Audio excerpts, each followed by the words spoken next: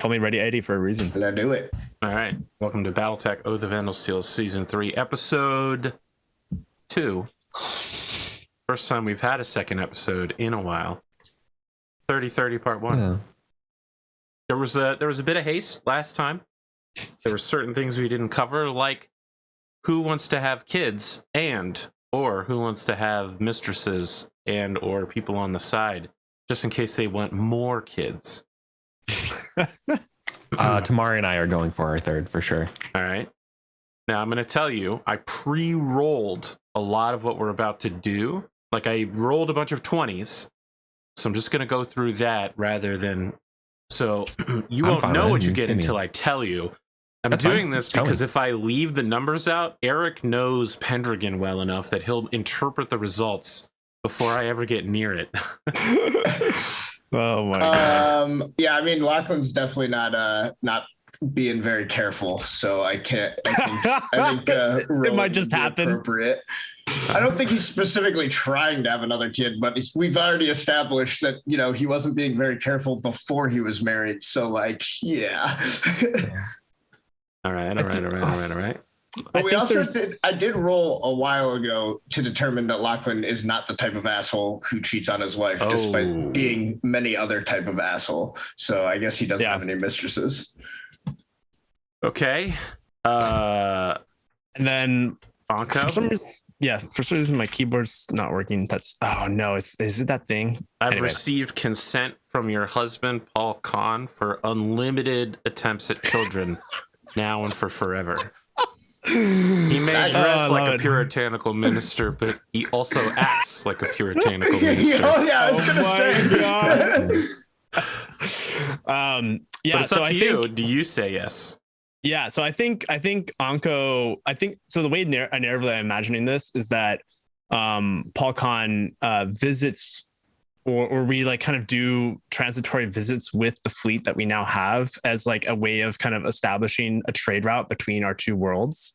And so on those visits we would try to consummate some sort of heirs that could continue on the line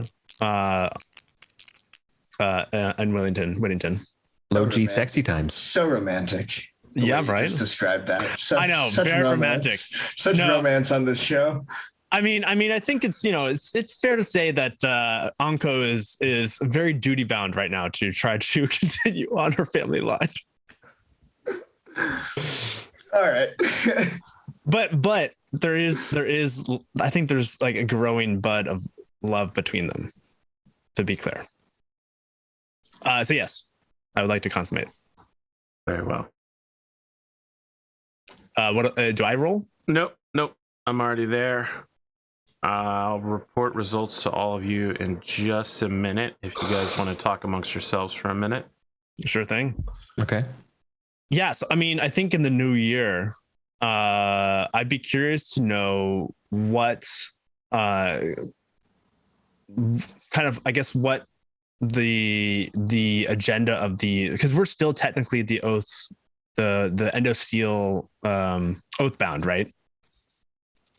Yes, but now you answer to... We answer to Lachlan. Yes. Got it.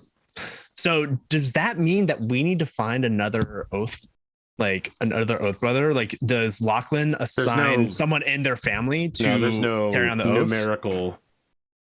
Oh, got it. I mean, if you think about it, Eddie, like this is probably where we're going is probably more similar to how it normally is, right? Is like most likely, right? Like our starting characters' parents, like they were technically the knights, but I have a feeling that like, you know, Lachlan's old man probably wasn't getting in the Battlemech that often when he has 9 kids who can do it for him, you know? That's fair. Yeah. Yeah. So I think that's maybe another motivation. Yeah. And I think last time I ended up picking up a knight. Did we talk about that? No, we didn't yet. So we'll talk about that AP. Okay. Yeah. So the other thing that I can just talk a little bit about, because I've been thinking about this during the week, is I spent my superlative year on a new like government department. Right.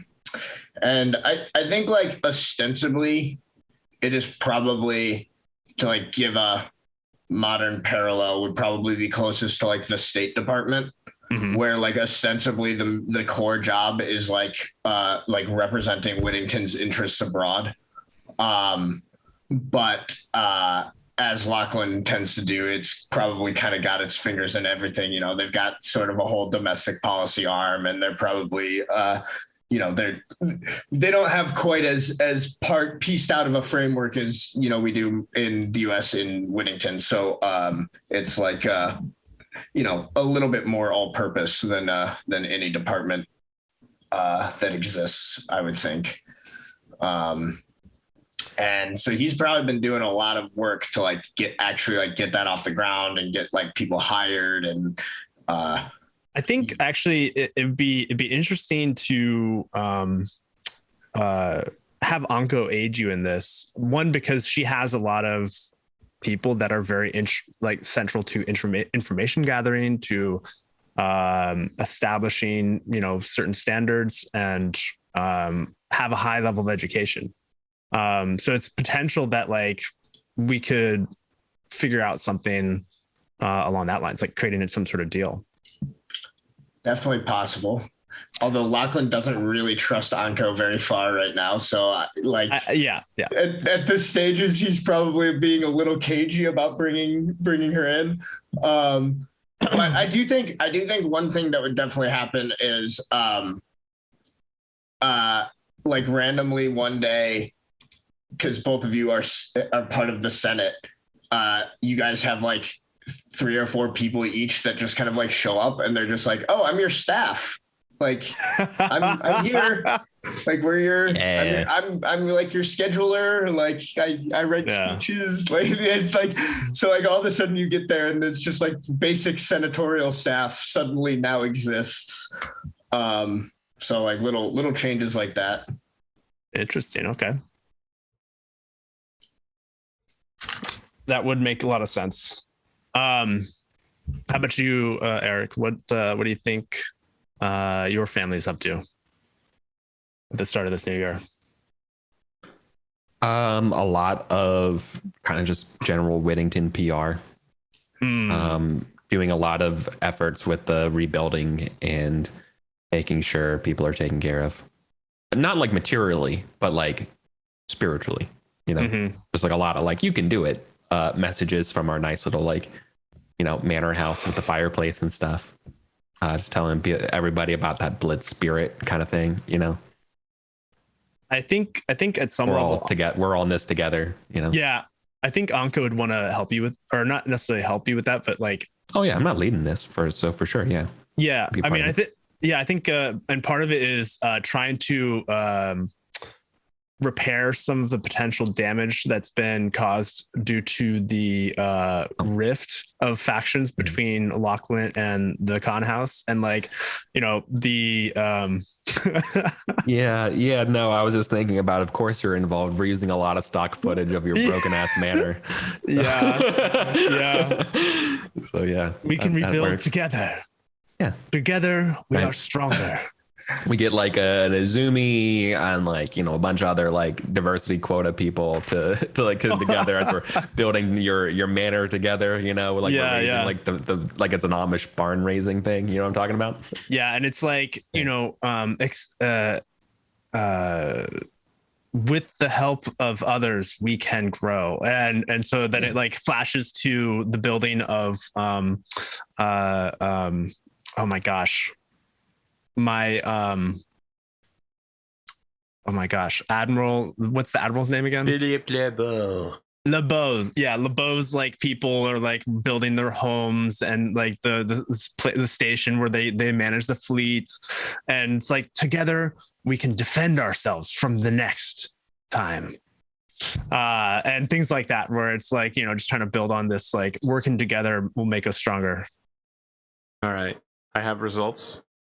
I'm gonna get eviscerated in the comments section. Spoon is gonna try to cancel me. Oh no. But here we go.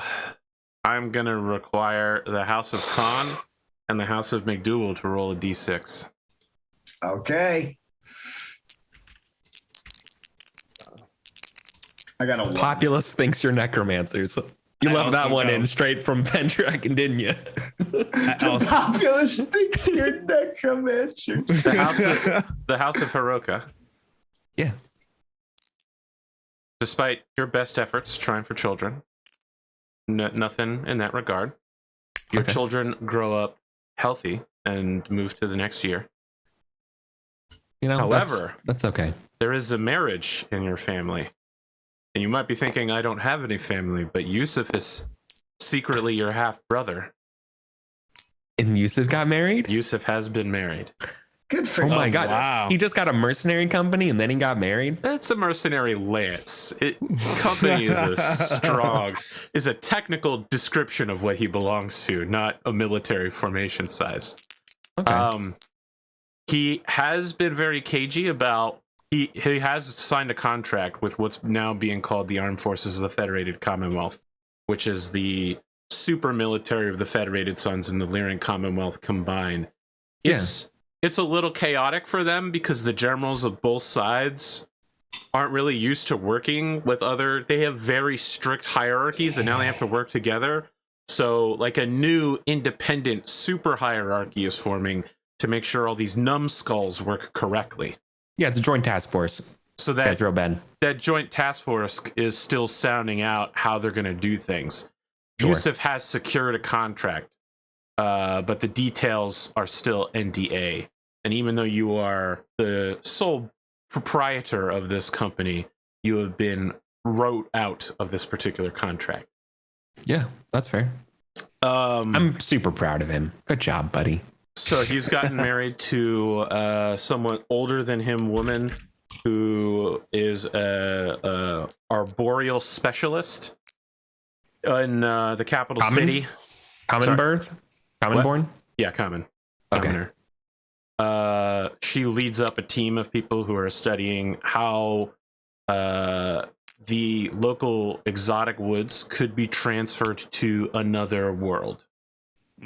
Interesting. So it's part of a multi-decade operation to transplant the local superwoods elsewhere. It has not gone well, and the Comstar blackout basically lost them years of progress because they normally would run experiments on multiple worlds at the same time. They lost the ability to cross-communicate. Anyway, she's wonderful. She's lovely. Anko Khan, you had a baby. It's a boy.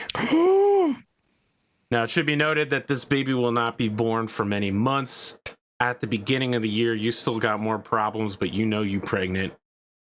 What is this Khan's son name? Oh, and Paul Khan has informed me that you are not his first wife, and you are now also a stepmother with several children whom you've never met. Awesome. He failed to notify you of all of this before the marriage. So Incredible. I feel like he does it after you send word that you're pregnant to him. It's like, you have stepchildren also. We should probably have the whole family meet at some point. So that will be a very special episode once Soundwave gets his computer fixed. We'll have the journey over there. Oh my god. Very special. Lachlan will not be popular episode on that planet since he recently started a campaign that was like, they're not from here, okay? Those foreigners on another planet. Be a great Christmas episode. I do have something that may help with that after this. Gonna be a long take time care of until that Christmas. We'll take care of that once we deal with all that. Does anyone else get married in the Anko family? There is no one else in the they're all dead.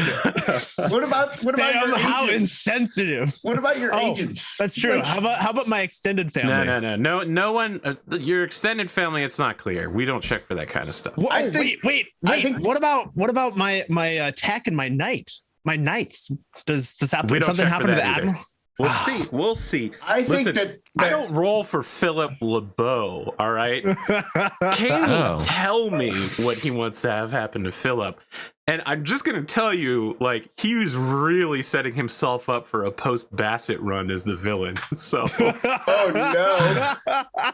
Okay. I argue that Agent Cypher during the war started up a torrid love affair with Lachlan's treacherous head of security, Michelle. wow. Oh my god, I kind of like it. I kind of like it. I can believe it. Tell me about Anko Khan's new son. At the very least, I need a name. Yeah. Oh man. Hold on. I have an idea. Yeah. So I think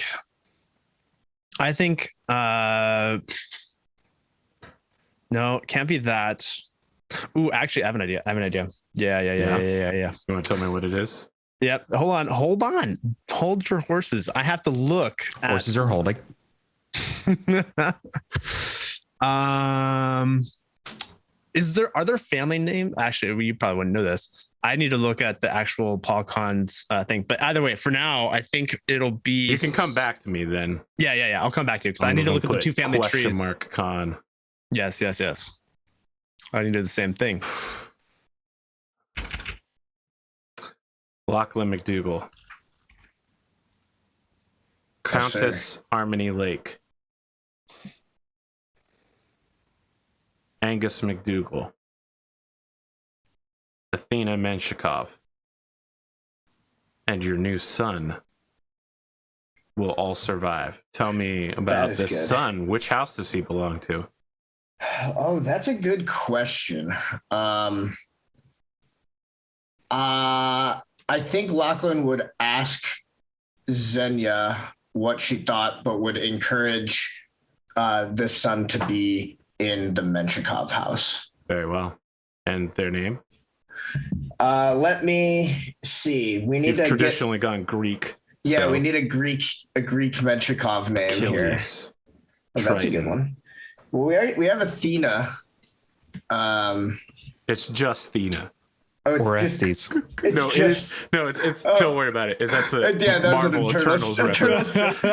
Not a good movie. I'm sorry, y'all. It just Not wasn't. a good movie. I agree. It was bad. You could name him Icarus.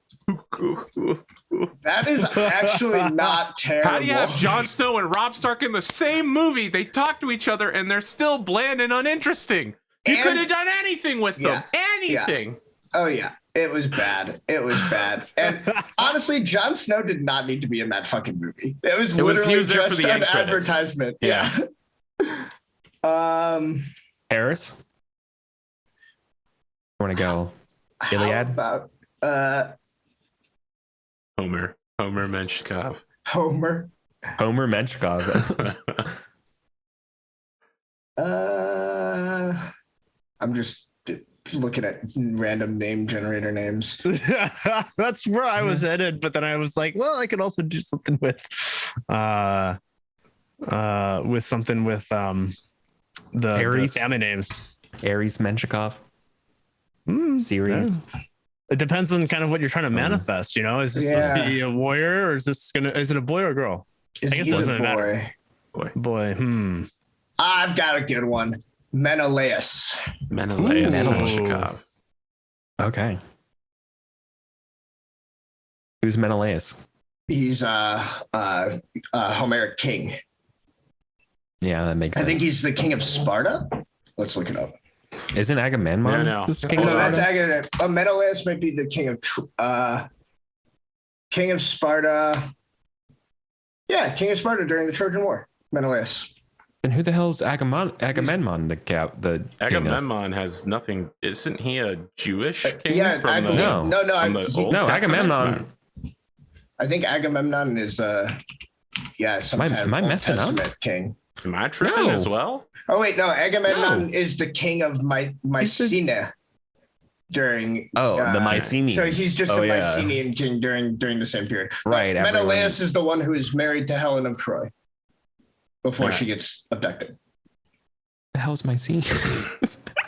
Now, friends, recently there was a long discussion on Discord about the disparity between our players. Obviously, Lachlan McDougal is on the way up here, and Uncle Khan is not quite as wealthy or well titled as the rest of them. This happens in these type of games, whether by random chance or by player choice. Some fall behind and others surge ahead. But the good times don't last forever, even for those on the top.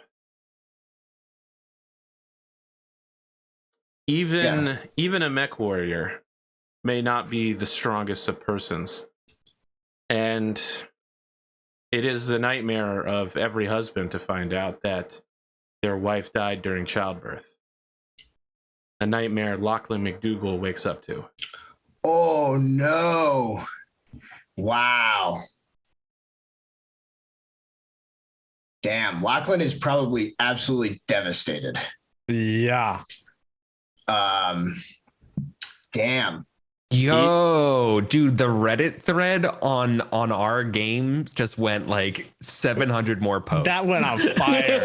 Yeah, that's crazy. That's what? Like, no spoiler, chat. What? So but this would happen much later in the year, Correct. right? It would be when closer this... to August. Okay. So, I mean, well, it can happen at any point, right? We're making the roll for what happened last year, essentially. Right. So, I mean, normally we handle births happening later in the year, but that's not necessarily true. It happens at the birth of your son, however. Sure, yeah, so maybe like more like in the spring or like late spring, early summer, like earlier, just because I think it's interesting to kind of play some of this out throughout the year. But I think it's definitely like, I think you set that up very nicely, AP, because I think that's very much like kind of how things were for the character, right? Is like everything is going great for Lachlan. Everything is going so well. Like he can't miss. I think maybe like before this is happening, he's like trying to do something with like Donegal Broadcasting, like kind of like try to take advantage of the fact that he's become kind of this weird pseudo celebrity off world. And try to like, he's using like state funds and like trying to say that he's bolstering Whittington, but he's really just being like, look at me. Like I'll come do your speech, or I'll do like X, Y, and Z broadcast. And so like, he's just like sees himself as being on the top of the world and just like absolutely just like the world is his oyster, and then just gets hit by this. And I think probably within like a couple of weeks, it maybe starts to become clear that this is going to be a problem with his work. Mm-hmm. I mean, your wife was basically working full-time childcare for what is now 3 up to 5 children, depending on whether you're being visited by your not daughter and the countess. Well, and I think like in like we can maybe talk about like what happens as a result of this, but I think even like it's not like Lachlan is absent from work because he's like picking up slack as a father. It's just like he's absent. Like he's just like fucking gone. Mentally absent. Yeah. Mentally absent. Like probably drinking too much, probably like spending too much time just like alone in like whatever room in the house nobody visits. Probably won't take people's calls. Like it's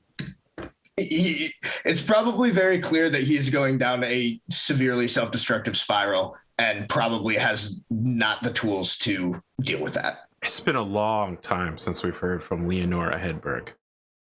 That's your chief tech. She swore eternal loyalty to your house and has always acted as a shield for you. And when you got married, she kind of stepped out of the spotlight of this game for a while. But now that you're on this path, someone has to keep the combined houses working. House Menshikov is essentially non-existent at this point. Because of your arrangement with your wife, you have no control over the House of Menshikov's assets or their political votes. All of the children are too young. Her entire family is dead. And there were, like, she left instructions for a ward, right? But the ward is Rosamund, who you already know is, well, I mean, it's your your ex-lover, Rosamund is not on the same arena as the rest of you politically. Her only concern is pushing ahead her own daughter. Yeah. What this could do for the political landscape, like the unity you once had, is rapidly fading. And like, you know, I think this represents like a very different moment in this game, because in every other situation where we've had one of these kind of like weird political power gap moments, like political shakeup moments, Lachlan's been right there to try to take as much advantage and to pull together as much power as he can out of the situation.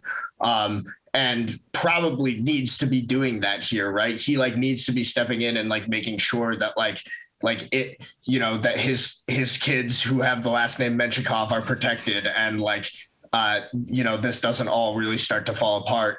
And he is not doing any of that. He is just not doing it.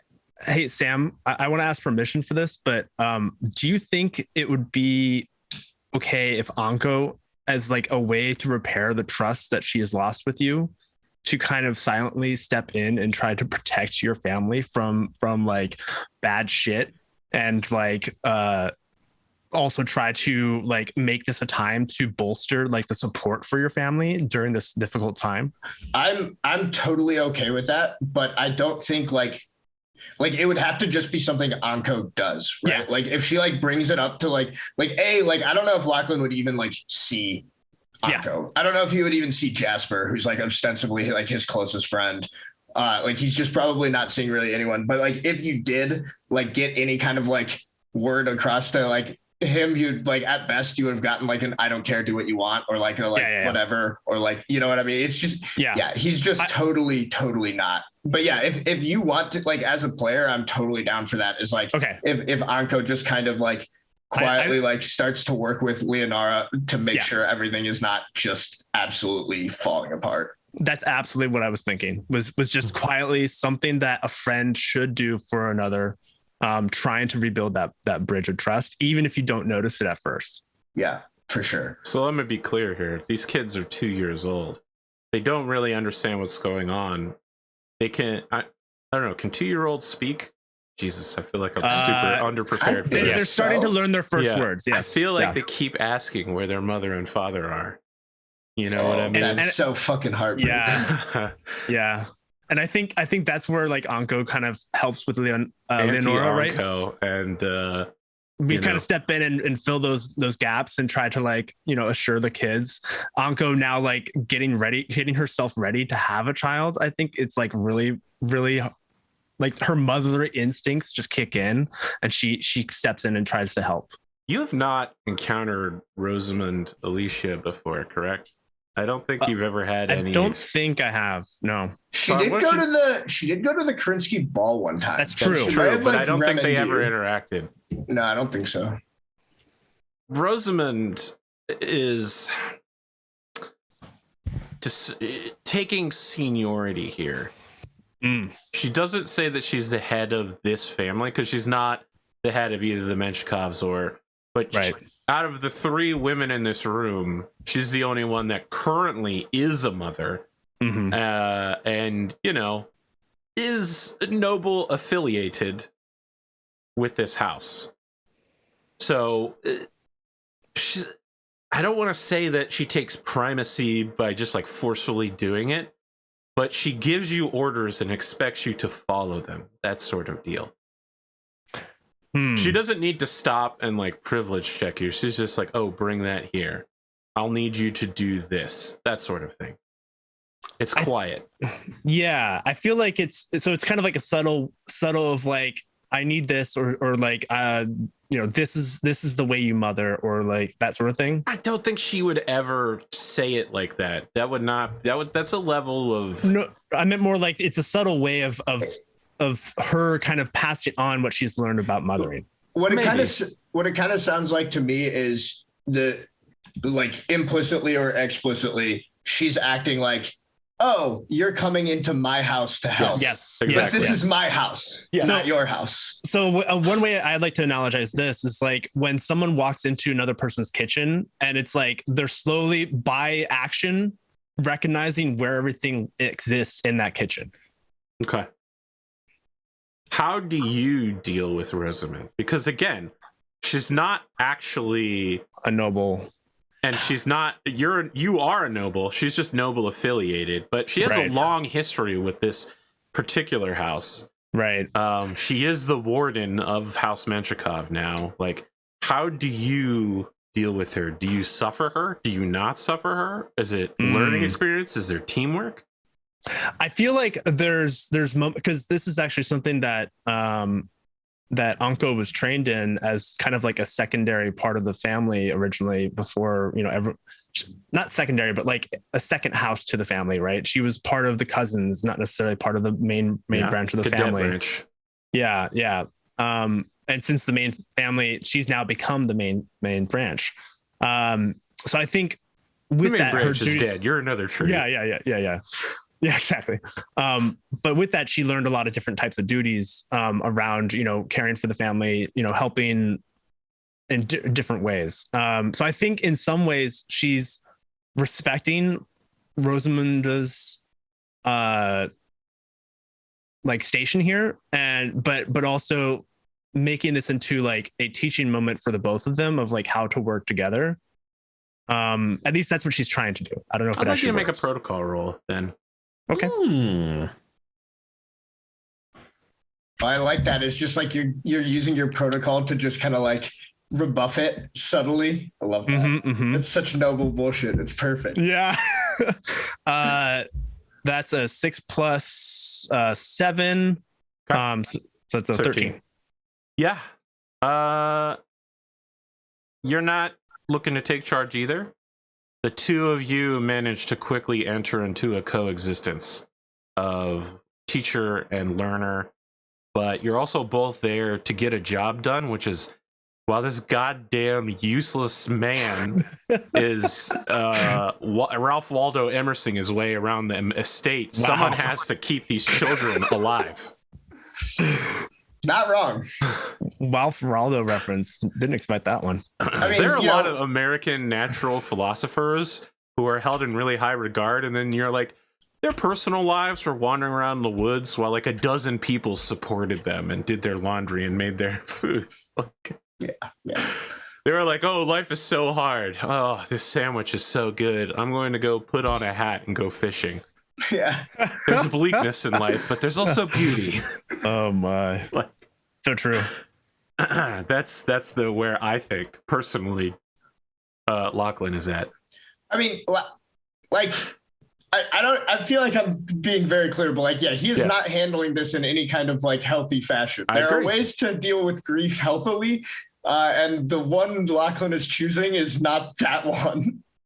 I'm totally imagining like a women's Bridgerton moment where like we're all looking at, what was that guy's name from Bridgerton? Yes, I watched that show because it was great research for this. True. That's it was correct. great research for this. I believe that, but I haven't seen it. But yeah, anyway, there was this one guy that totally like fell on his face, and the women basically had to pick up the household even though he was head of house. So yeah, it was exactly the situation. Well, I want to note the overlay now says Anko Khan. I finally decided to update that this morning. And there is a rumor that the House of Khan is deeply in debt and headed for financial disaster. Only on Whittington, not anywhere else. It's just a rumor. It has no basis in fact, but it's spreading its way through the public. It might have to do with your run-ins with Lachlan. It's hard to say. Now, I want to give you some more general news, all right? As you know, the war is coming to a close. You may remember this man, Justin Shang Allard. At the beginning of the war, he was accused of espionage and treason. The first prince pardoned him, but exiled him. He then became a Solaris champion, the Grand Champion, actually, before defecting to the Capellan Confederation to become their top Maskarovka agent. All right? At the end of the war, there is an attack on the shipyards of Cathal, which is huge. It's a big deal for the Federated Sons, because if they lose those shipyards, it's one of the few places left in the Inner Sphere where you can still make jump ships. Wait, I know I'm going back for a second, but I just want to make sure I'm clear. In the Battletech universe, there's a guy who's an ex-noble turned professional wrestler champion Yes. turned spy. Yes. Yeah. Okay. Head of the spies, Yeah, he actually. basically gets recruited from the by the what are they? A surprisingly huge number of Solaris champions become spies. Yeah, It's a really easy way to spy on people, is to just be really rich and famous and wanted to be everywhere. Fair enough. Okay, just wanted to make sure Solaris I was is clear a on how this multinational goes. operation. All right. Yeah. This guy was actually a plant. Years before the war began, Hans Davian was planning for this war and trained Justin Shang Allard for this very job. During the attack on the Cathal shipyards, they knew that the attack was coming due to Justin's information, and they used the microwave transmitters that send energy up to the shipyards to basically slice the Capellan dropships out of the sky. So the Capellans lost before they ever hit the ground. They then launched a multi-stage operation to announce that they had lost Cathal, that the head of the Cathal Defense Forces, Morgan Hassick Davian, who is ostensibly Hans's heir. So if Hans dies, Morgan is the new first prince, right? This is a very important man. They announced that he's been kidnapped by the Capellans, who are now making their way back to Cyan. When they arrive, they will throw a victory parade, and then they will have Hans surrender the Federated Sons to them. All right? Those ships land. It turns out Morgan's alive. Morgan is also in charge of the fleet. This fleet is actually a secret Federated Sons fleet who beat the Capellans, and Justin is the agent who arranged for all of this, and his best friend, who thought he was a traitor, is the one who picks him up and takes him back. But throughout all of this, Justin has actually been flirting with one of the leader of the Capellan Confederation, Romana Liao's daughters. She defects and takes her personal duchy, the St. Ives Compact, back, and she's pregnant with a son, Kai Allard Liao, who is now one of the most powerful Capellan mandarins. Wow. All right, so that's crazy. Plus, Victor Ian Steiner Davian, the heir of the Federated Commonwealth, is also born, bringing a new level of victory to the Federated Sons. It's crazy. It's absolutely insane. Wow. It's a good time to be a Federated Son, I guess. Yeah. As some people noted, during one of our Kerensky balls one year, there was a guy that was like, hey man, you should get my new Raven triple strength Myanmar. That was part of a plot in the books where they spread rumors about a super mech using triple strength Myanmar that was actually just Justin lying to everybody so that they would use the triple strength Myanmar to make super mechs, which could then easily be disabled with an inert chemical gas that would just cause the mechs to collapse. What the fuck? Yeah, the Capellan Confederation was like, we can now mount 3 times as much weaponry on our super mechs. So when they're bringing Morgan in for prison on Cyan, he just releases a gas canister and all their mechs fall over because they weigh too much. Oh Well, the my great thing God. about this is, regardless of what we do on this show, we cannot make anything stupider than what already exists in the Battletech canon. Oh my God. So now we true. got a couple short vignette scenes here. First off, Jasper, you receive word that a company of tanks will be arriving from Robinson. They are Federated Sons regular military. When they arrive, you will no longer be in charge of planetary defense. You will answer to their company commander. Even though you're a captain, I think you're a captain, right? Did we make you a captain? Yeah. Yep. This He's a person will also be a dragon captain, but because you're militia and he's regular military, you will answer to him. Your force will be under his command. Even though you're a Mechwarrior, a noble, and a captain, you will answer to him. Do we want to stage a rebellion? Probably Players? not. No. Okay. You can't if you want to. That would be a hell of a We twist. want to stage a rebellion. A rebellion No? against Okay. what? Sorry. Just Yeah, clear. what are we Federated rebelling Sons. against? Oh Oh, my God. After the whole thing. Oh, good. Okay, No? yeah. Okay. No, I didn't think so. All right. This Yeah, tank that's fine. force requires assistance from locals. So the AFFC and the Federated Sons High Command has assigned a mercenary unit familiar with the local terrain to act as garrison guides and cadet trainers for 6 months, which it ends up being the 1st Whittington Altiers, led by Lieutenant Yusuf. Oh. will be acting as liaisons for that unit. They will not arrive, unfortunately, until near the end of the year by the Kerensky Ball. Yusuf is beginning his garrisoning duties very seriously, considering that there is no local garrison anymore. There's no barracks. So his first job is to take his LRM trucks into the middle of nowhere and dig some foundations. Nice. Okay. Well, paychecks, secure the bag whichever way you can. Good job, buddy. Yeah. You have been ordered to throw a military parade by the AFFC to thank the nobility for their effort and sacrifice on behalf of the people of Whittington. Okay. Your staff Awesome. has drawn up a planner. very standard military parade document for you. You can, however, throw that out and run the parade however you want. You're basically thanking yourself, essentially. That's kind of parade, really. Yeah. Can I test pride? I would stick to. I think the plan is pretty good. Like, it's a good baseline, but I feel like it needs a guitar solo. So I'm gonna throw in a sweet lick. You know what I mean? This is all metaphor. You personally? I do. Well, I mean, I'm the one planning it, so I'm personally modifying the plan that I will not execute. You know what I mean? Here's what I'm curious about. How fireworks. How crazy does planning this event make Jasper? Like, is he one of those people that, like, when they're planning an event, just like goes kind of nuts? Or is he like able every to detail? Do it? Yeah. Is he like going like Bridezilla over his military parade, or is he like keeping it pretty cool? Let me make a reaction roll to see how I am.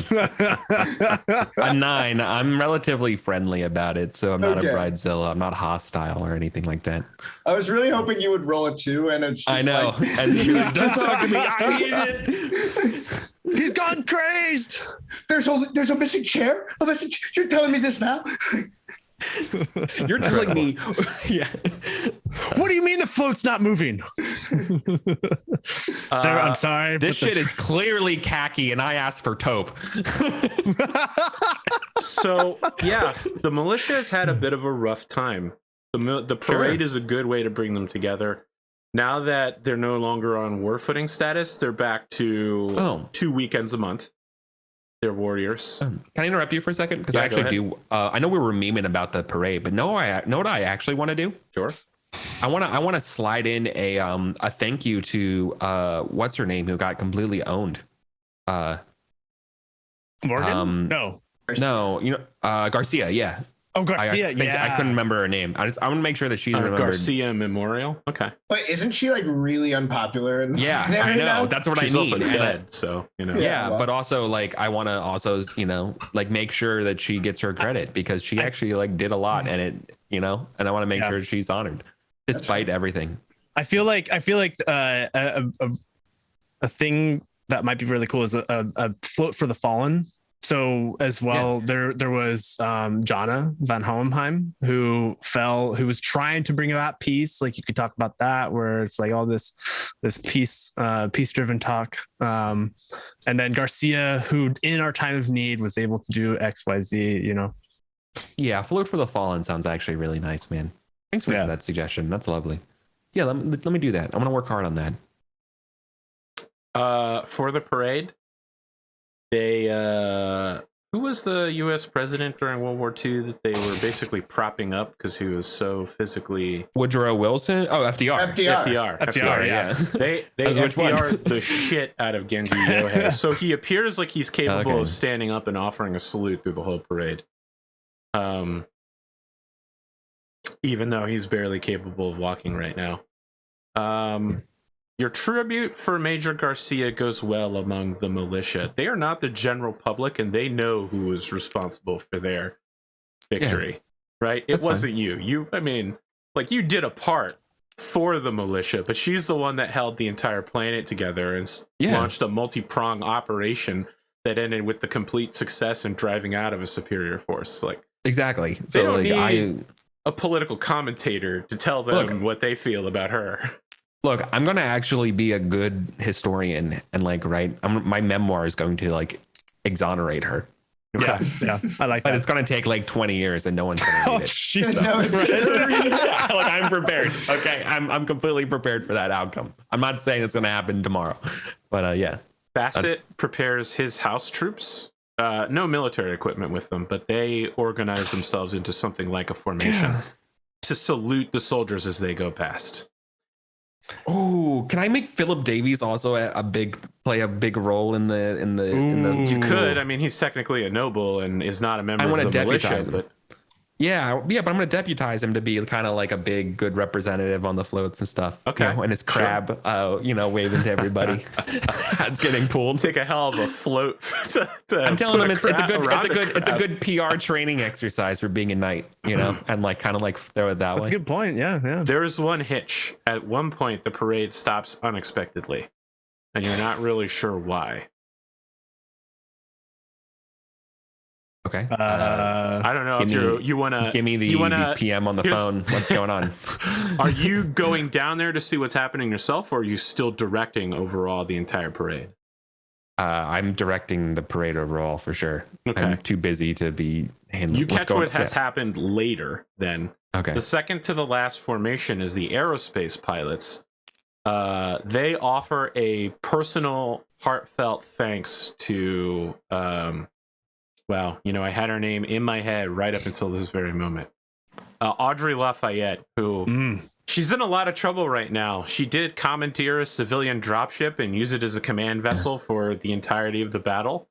That company's insurance company is trying to sue her into the ground, and she's never been a particularly successful noble, and they're a massive multinational company, so they're going to bury her. She's in a lot of trouble. However, she's basically their god at this point. The aerospace forces, after the initial push, took basically no losses and won, again, against superior forces due to her coordination. What was her name again? Audrey Lafayette. Right, you almost married her at one point, if you recall. Yeah, that's right. Yeah, I do. The pilots, being unique wild dogs that they are, have stopped the entire parade to offer a personal celebratory, rifle salute and presentation of blue roses before resuming formation and continuing the parade. They double time it so that they can catch up with the regular parade. Yeah, I don't know if you want to punish them afterwards for technically. Not at all. Okay, not at all. They deserve it. So I imagine there's I have it's not Davies because he's in the thing, but I have another little lackey. You know what I mean for this? Some your senatorial committee, some ROTC fucking intern, subaltern. Yeah. So sorry, there's a friggin' fruit fly. Okay. Yeah, and I just sir, should we punish them? No, they deserve it. Okay. They saved our ass. I have a cigar in my mouth. It's fucking. I'm like the admiral in Top Gun. In the CIC. He's like. They saved our ass. You do have one problem, however, is that you lost an entire lance of tanks. Not the tanks themselves, the pilots and crewmen of those tanks. Yeah. All left. Formerly, Sergeant Jack Sharp is now Chief Security Officer for Whittington. Jack Sharp for Jacobson Unlimited's new security branch. Yeah, well, can't win them all. Yeah. I talked to Spoon. He said that this is what he wanted. Jacobson is offering a security to Mechwarrior program, which Sharp immediately took up in hopes of becoming a private Mechwarrior. Uncle Khan, we got business, you and I, after this parade. Oh. Are you going to go pick up your people in the Outworlds, or are you going to let them continue past their contract? Dude, let it be. Well, so I think this was actually something I wanted to bring up to the group as kind of a joint endeavor for our people, because I think we all, in some way, in some shape or form, had or have something that we want to do in the Outworlds. Is that correct? So am I remembering that correct? Anything. You're the only one that has anything. Yeah. What? No, Yes. I thought. Yeah, no, I have nothing going on over there. Just you. But I'll be happy to do that if you're willing to like make sure I get high priority to that new mech bay. Wait, what do you mean? That's a federal mech bay. That's owned by the Federated Sons. I want to be the first person who gets to use the mech bay. So I would be willing to give out favors in order to achieve that objective. Got it. Okay. Let me ask, what is your objective to bringing people with you? I thought you were just going to send a jump ship to go pick your people up and bring them back. Well, so my thought was that we were trying to establish something with Outworld Alliance or something. I don't know. Their contracts are up, and it's just a question of if you're going to go pick them up or not. Hold on a second. Their contracts are actually expired. Yeah, but I mean, that's what I was trying to get at, was that I remember Lachlan having something that they wanted to do. Lachlan wants to go to another part of the periphery to search for the hidden legend of the Secret King Crab. Right. Okay. That's a different direction and a totally different objective, and it will take years. You have to go to like multiple different and he'll have to go in person, probably. You can just send a bus to go pick these people up. You don't have to go there personally. And the person who created the plan and found these points that we need to investigate is now dead. Yeah. I mean, you have all of her data. Yeah. Still, having her around would probably be helpful for that mission. Should have launched it sooner. It's just another reminder that you don't have time to wait. You got to achieve your dreams now. Yeah, so I think so basically I'm gonna ask AP, are there two options, right? Is there an option where I pick them up now, or is there an option where we try to renew a contract or establish if you something want to renew deeper? The contracts, you will need to travel out there by jump ship personally. Got it. Okay. Yeah. So I think what they don't have Comstar HPGs out there, so right. I mean, you have to go by ship. Now, previously, this deal was negotiated by Jacobson, but he has his own problems, which I'll talk to Lachlan about in a second. Got it. So, all right. In that case, before I make that decision and do it immediately, I would like to make this something worthwhile that I think we could do as a group. So, like, whether or not it's in search of something in the periphery in that direction, or establishing trade or something like that. It takes a big issue to get the head of the military and the head of the planetary bureaucracy to leave the planet. I'm not asking them to leave the planet. I'm saying like send their subordinates or like someone in their families or something like that. But my question is some why? sort of mission. But there's no mission out here. You're literally just picking kids up with the bus. I'm trying to do two birds with one stone. So like to make it interesting, rather than me like losing the fleet for a certain period of time, do something fun, interesting out in that direction. Is there anything the two of you would like to do in the Outworlds Alliance? Like as characters or as like initiatives, would you want to go searching for something, do like a treasure hunt, like send Davies out to find something, like build glory? I would hunt that crab, but I kind of sounds like it's not the same. Yeah, like that sounds interesting, but I need to do a lot of overhauls to. Let me throw this to you, Eddie. This is just small vignettes. It's not meant to be a large mission. No, I know. There will be other opportunities for that. We're just finishing up end of year, beginning of year business right now.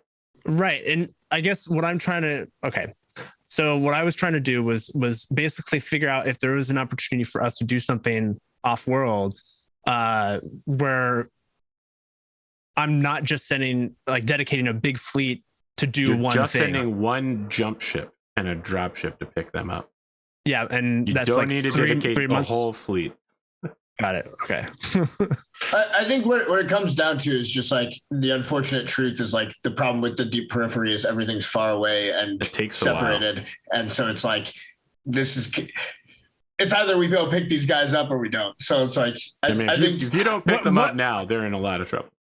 Yeah, well, and my question for you, AP, is like I don't understand the risks and the reward for picking them up. I mean, So- the risk of not picking them up is that they'll be foreign nationals without a job in a country that's on the verge of civil war.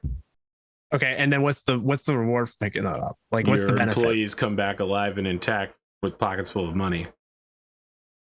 And then and then like you now have those people back, right? Like so, Yes. like the last You have couple your train- times you have- you've been you- like, I want to do X, Y, or Z initiative, and AP's been like, well, you have a lot of your staff off world. Okay, You would no longer have a lot of your staff off world. then I think Anko would go after them. Okay. Are you 'Cause going it's kind of like personally, or are you just sending a jump ship to pick them up? I would send. And how long is the trip? 3 months. 3 months. No, after what happened recently with the admiral LeBeau, I don't think Anka would go off world herself. I think it would be just someone send that she him. trusted. I would send LeBeau, or I would send actually, and like just have LeBeau do some pirating, or some, not necessarily pirating, but like do some sort of thing to earn their keep while LeBeau they're on would this trip. love to take trade goods from Jacobson Unlimited out to the Outworlds. You know, contract transport deployment. Okay.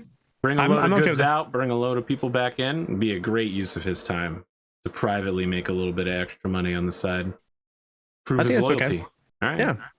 It also keeps him from, I don't know, causing any evil back on On shit Whittington. stirring back on Whittington. I think Lachlan. that's a good thing to do. Speaking of your guy, Jacobson, he's 50 now, and he's basically stopped trying to hide the fact that he's going gray everywhere. He's just stopped dyeing it, salt and pepper everywhere. However, he does have a slight problem in that on 3 worlds, including Valentina, he has operations in the Draconis Combine, on top of being a member of Interstellar Expeditions. He's been sanctioned by them. They are upset that he was not supportive of their efforts during the attack on Whittington. And so they have unionized all of his employees, they've taken his corporate charter. They've executed his 3 factors, basically the person in charge of his businesses there. So he's lost a considerable portion of his assets and employees.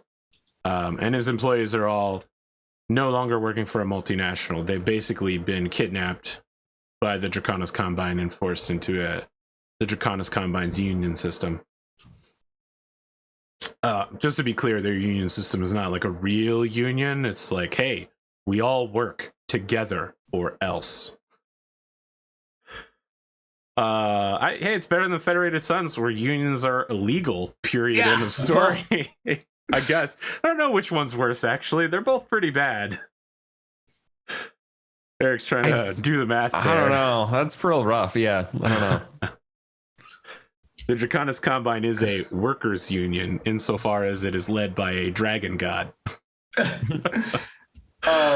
So does Jacobson like looking for something from? No, he's leaving Whittington. It's been really stressful. Whittington is basically, he's accomplished some major goals, and he's got a lot of things going on here, but he's going to go to the other side of the inner sphere for a while. Gotcha. Start expanding his businesses closer to Solaris and the Free Worlds League. Gotcha. He's taking a vacation, and just letting you know that, like, you know, you've had a close personal working relationship with him where he's been available for you for emergencies. That is no longer the case. He's also one of the biggest jobs providers on Whittington, but Now he's you not. know, well, it's not like his jobs aren't going anywhere. It's just that he's going to have to find new places to sell his goods. Right? He can't sell them to the Draconis Combine anymore. Interesting. Yeah, well, it's not great for him.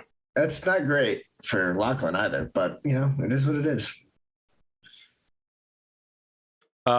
Your people have concluded a new video for captains of the executive or diamond plus level who pass through Whittington, enticing them to the new Phase 7 renovations of the Ivory Tower, which not only include more quarterage, but also executive level and diamond plus level suites for captains, which provide, you know, artificial gravity Ooh, fresh fancy. food and water from the planet. That's some farm to table shit, dude. Other amenities that you can't get when you spend 6 years of your life in space without ever touching ground. Food that didn't come in a small bag reheated in a microwave with a little water.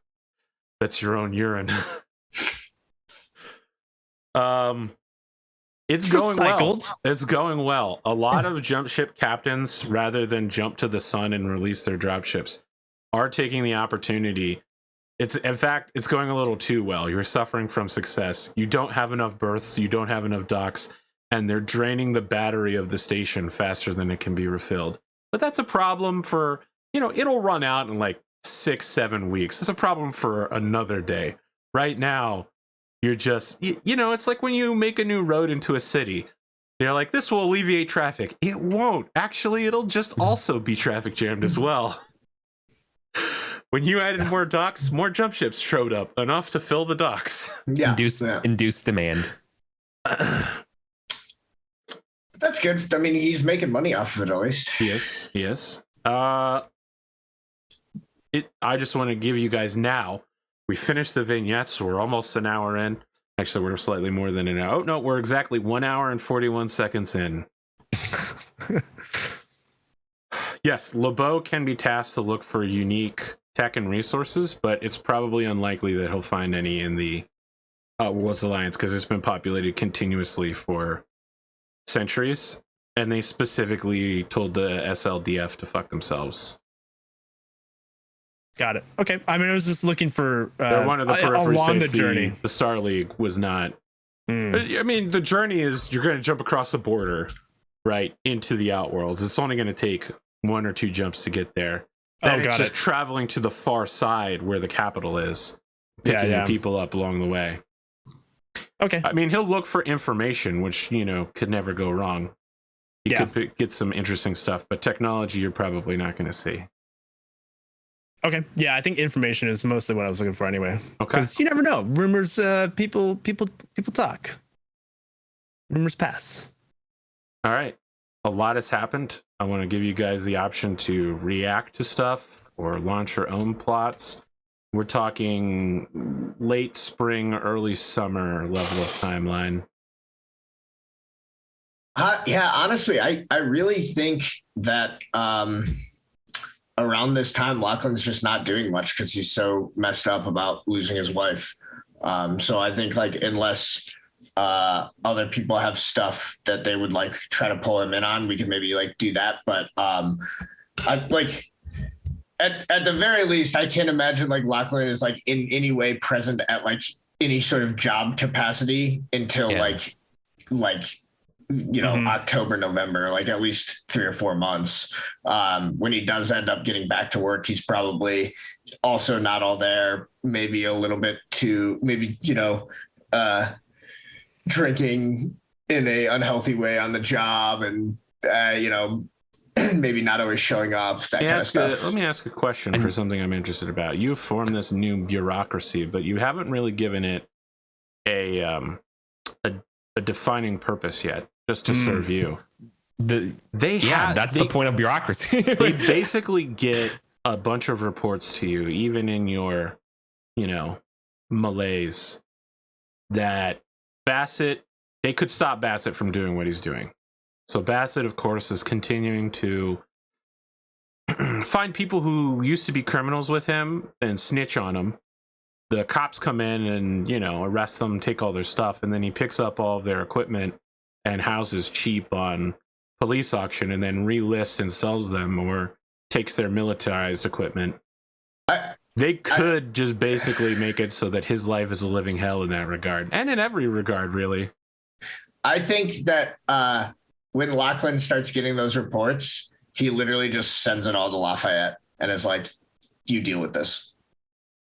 Are you going to give her permission to... Okay, all right. Well, let me just say this. Bassett's life just got a lot more difficult. Yeah. No, I think me, the player, recognizes that is effectively giving Lafayette a massive gun that she didn't have before. Yeah. Lachlan, the character, in this moment, is not really thinking about like how this fucks up things with his relationship with Bassett. He's not really thinking about like any of it. He's just like, oh, Lafayette was like, he decided to join this alliance I made. She wants to deal with this. Fucking deal with it. I don't care. He's in a bad way. Yeah. Go ahead. Sorry. No, I was just waiting for you to be done. I was thinking that this would be an interesting opportunity while Lachlan is kind of in this malaise for Jasper and Anko to like, if you're okay with this, Eric, to kind of form a bond of like we're the oath of Endosteel, and one of our members is like dealing with one of the most devastating things, losing their partner in life, which I think Jasper would like feel immensely as someone who loves their partner deeply. And like Anko comes to you every now and then just saying like, hey, I've been to the house and well, we're doing our best to keep the house in order, but if you can help Lachlan in some way with the politics. And I think there's like some level of trying to protect Lachlan, or at least Anko's trying to bring that about with Jasper. Yeah. And they bond over that.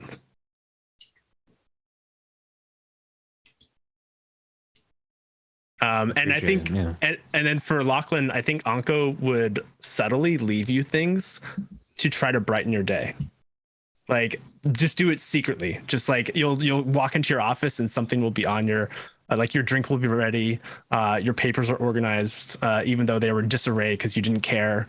But it's all just like there, and it's just a subtle thing that would like make Lachlan just have a little bit of a better day. Yeah. It's probably not super clear whether he even notices, but like, yeah, I like that. Interesting. Yeah, and it's kind of like Anko's way of trying of connecting with you both, of just like being that support, because that's how she was trained, right? Like in her family.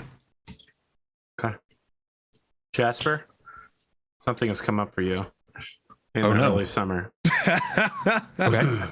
Tamari has a career in acting, right? She never really finished her college education. Yeah, we lost Sam. Yeah, she wants to go back to NACE. No, she's taken to helping take care of people's kids during the summer with something like reading rainbow style programs, where she takes your kids, I mean, collectively the two of your kids, to like a park and puts out a public notice. There's not really internet at this time, so it's on public television that there will be a thing in the park where she plays the guitar and reads children's books, and like bunches and bunches of single mom and dads come out with their kids and take a nap while hundreds of kids run around the park and listen to stories about Dr. Seuss and sleep. Legendary hero. Whatever kids do. You think Dr. Seuss is a legendary hero? I would say Sam I Am is a legendary hero. Dr. Seuss is a... Well, yeah, I mean, obviously we all know about his racist cartoon past, but I mean, as far as Whittington heroes go, we've had... Yeah. I mean, it's probably not exactly Dr. Seuss in the 3050s, but it's the equivalent of that. Yeah. You know what I mean? It's like when it's Dr. Seuss and it's October the 22nd. He doesn't really mean it's October the 22nd. It's just what Tolkien writes so that we understand the passage of time. They're using the same calendar. They don't use the same calendar. Oh my. Yeah. They literally write in the book that Tolkien writes as a footnote on that very page that it is Gandalf saying something different, but it is our understanding of that particular passage of time. If you say so. How dare you challenge AP on his Tolkien timelines? You want to challenge me next on Wheel of Time, or are we just going to shift over to Rogue Trader where they're like, yeah, I don't know that you know Wheel of Time, Arthur. And I'm like, here's all 14 books in my hand at one time. I own them all like Pokemon. All right. So anyway, there's a local celebrity who goes by the name Myron Mirio. and it's admiring Mirio. He's a sort of harmless, flirtatious silver fox guy who does like walking tour video, like Anthony Bourdain, but instead of cooking, he admires women. He's like, here's the top women in your local Whittington area, and he just sits down with women who will talk with him and, you know, get their profile and information and such. It's supposed to be a cute, harmless thing. He said something about your wife on one program that has kicked off a holy war between Myra and Mirio's people and your wife's people. It's, you know, it's something like she had a nice behind or something like that. But anyway, neither of them are actually involved in this war. It's just the staff going to war. Whittington's ass. Locally. Yeah, it's Whittington's ass, exactly. Whittington's ass. All right. I don't know if you want to get involved or if you wanted to just let Mirio and Tamari work it out. I mean, and again, if they're really not getting involved, it's mostly just... I mean, what does Tamari want me to do? What does Tamari want you to do? She didn't want you to get involved at all. She yeah, barely even knows. I figured. She doesn't really know that this exists. Yeah, that's fair. So then I won't bother her with it. Okay. That the war continues. Sometimes the best thing you know. Sometimes the best thing to do is nothing. You know. Sometimes it's just stand around, don't do anything. Sometimes the best thing you do. None of your business is the thing that some people can say. All right. Time sometimes just heals all wounds. It's the opposite of somebody do something. It's nobody do anything. This was an event written in by a fan of the show. So I love it. Love it. No, I know. Mirio. I love it, but I mean, I kind of want to like challenge myself to be like,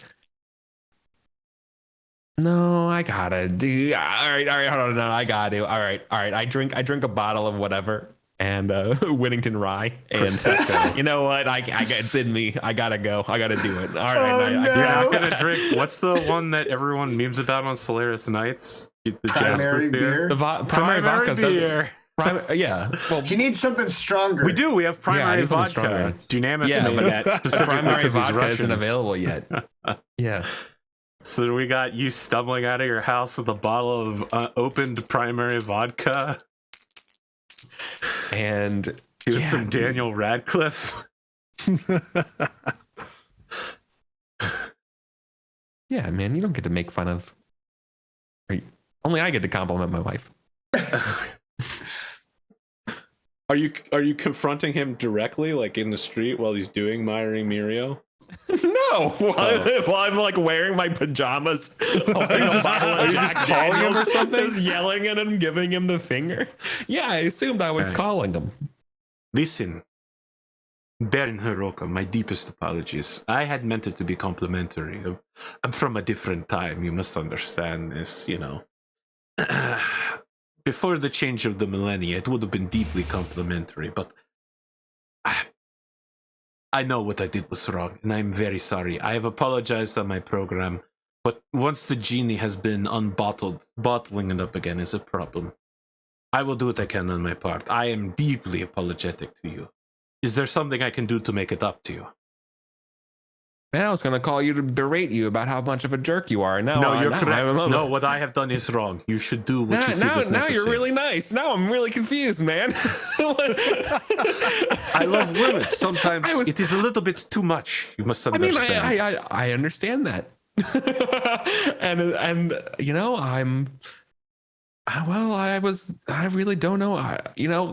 Okay. The feelings that you feel in your heart are not wrong. They are correct. You know, I'm like mad at it. It's like being really mad because like you're like, oh man, my fucking puppy got into something. You are mad on behalf of your wife. This is a very reasonable and in fact is expected of a husband, I would say.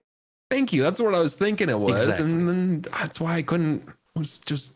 I would know. I have been married 3 times. Wow. Okay. Like I said, sometimes I love women a little too much. Okay. Well, I think then that clears that up. And all right, have a good night. You also have an excellent night. Click. And I just kind of look at the phone and look at my bottle. I'm like, what the why did I do that? Just an instant regret, and whatever. I just The drink more. next episode of Miring Mirio starts with a PSA that he had a talk with you. He was deeply apologetic that the two of you came to a manly understanding of manliness, and that you know, everyone should calm down and cut. Like, he gives the same speech, like, you know, I come from a different time. Yeah, It was okay back then, but it's not okay now. that's fine. In the background, you can see of my scenes. You can definitely see the schematics of the Tamari again. I got them busted open again, looking them over. Well, if you're looking to customize mechs, the Federated Suns Rush Order is getting part of a mech bay. You know, it's got a few stalls which are now available for public reservation. I would have already reserved it. Okay. Well, I mean, this is the full service. This is if you want to mount a different arm on your mech. And then, you know, get the wiring, the welding, all that done. This is one of the few places you could get it done. My friend, I'm doing more than that. Yeah. I'm overhauling the Tamari. Okay. Oh. Listen, into the you mech show of my me dreams. the new mech stats. We'll compare pricing, and I'll let you know what it costs you. Here you go. Oh, never mind. He's already ready to go on this. As a PNG format. Eric also has a literal pile of XP. He to spend, was so prepared. Yeah. Eric has so much XP. That's true. He's been saving. So you're the AS7T Tamari. It has jump jets. You're making a jumping. Oh my god! I would That's jump the jet best. atlas. Adding jump jets to a mech is almost never a bad idea. For the simple fact that if you can win initiative and you're in close enough range, jumping behind someone is almost always going to be incredibly devastating. Well, also, like, getting over hills. Bringing the Atlas is such a huge pain in the ass because it's like, great, I can move once and then I'm in the woods and I'm stuck. You know what I mean? So like this is a huge game changer for me. That is baller. I love that. So What did you jump jets? You downgraded the LRMs. Yeah, I downgraded the LRMs to medium LRM-15. lasers. No, I flipped them over. You flipped them. Yeah, I see that. I tried to keep my arms. I mean, basically the idea here is I can just jump and fire the LRM-15 until I'm in autocannon range and then until I'm in punch range. So what did you give up to make this happen is my question. Just the LRMs give you all of that? I mean, that is a lot of weight. Yeah, and then then 20 to a 5 or to a 15? Oh, I dropped the SRMs to SRM to 6. 4s, yeah. I'm really also really lean on ammo. I see that too. Yeah. I'm real lean on ammo. This is definitely not meant to be a campaign engagement mech. It is no, not at all. That's which is kind of weird, which makes me think I might want to actually redesign it, considering that this is like the power gamer brain of me, as opposed to what probably Jasper experienced. And I think actually going more energy weapon might make more sense, like dropping the AC-20 like and putting some PPCs. Just Never drop an AC-20. Like, you know, the idea here is that like the idea of having to defend and running out of ammo is a serious thing. So this will only cost you 1 XP. You know, I've been saving like 38 experience points for this. You know what I mean? For this, it's not. It doesn't cost that much. I assumed it was. You're really only removing 3 weapon systems and then putting them back with a slightly smaller version of them. You're not removing any arms. You're not changing the armory rating in any way. Like, you're really just taking a box out and putting a slightly smaller box in, and it's not that bad. It's just 1 XP. I mean, it's going to take a while, especially moving those medium lasers from the back to the front, because that's going to require a lot of wiring differences. But, you know, you won't be able to use your Atlas for several weeks. I know. That's why I kind of wanted to get this done as soon as possible. I mean, you're the first one in the slot. There's a couple guys in there with Melvin. Was that his name? The like Melvin mechs that they're getting upgraded to current standards. You know, 3030 level technology. But yeah, you're first in the box, and the Federated Suns provides experienced techs. You know, one of the guys is probably like, yeah, I went to the New Avalon Institute of Science to get my technical degree. That's why I'm the mech director around here. That's Steve Gary down there. He's our chief Aztec. He didn't go to New Avalon Institute of Science. He went to the Atreus Academy. It's almost as good, probably. I mean, when you're an Aztec, what are you doing? Lifting blocks and putting them in? I mean, anyway. That reminds me. My wife. Hey, I want to insult him. Give me a chance. Okay. Anyway, yeah, my wife. Well, it's awesome you went to New Avalon. My wife also went there. She told me it was a joke of, you know how you know if somebody went to New Avalon Institute of Science? If they tell you they went to New Avalon Institute of Science. Oh, yeah. So you've heard it. Yeah, I've done CrossFit. Yeah. Okay. That's all. Is there any other plots you guys want to launch during the year? I think Anka would try to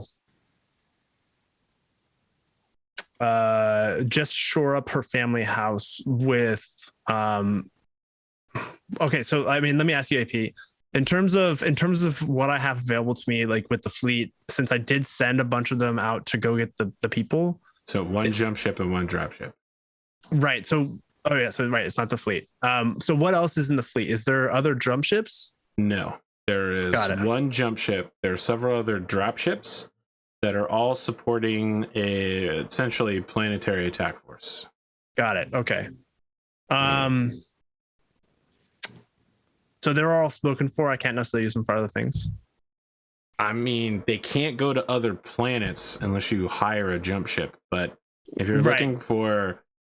Right, so he's got 2 motorized field guns in carriages, several platoons of anti-mech rifles, 2 platoons of machine gunners, special asteroid support forces, a number of 2 lances of warrior attack helicopters and support VTOL, ECM VTOL, transport VTOL, planetary lifters, heavy strike fighters, that's atmospheric only, a number of other strike fighters that are again atmospheric. I mean, he basically has 2 or 3 companies of atmosphere only infantry and fighters, which could be used for disaster relief primarily. I mean, you know, you've seen the Marine commercials where they're like, we provide medicine to the Philippines.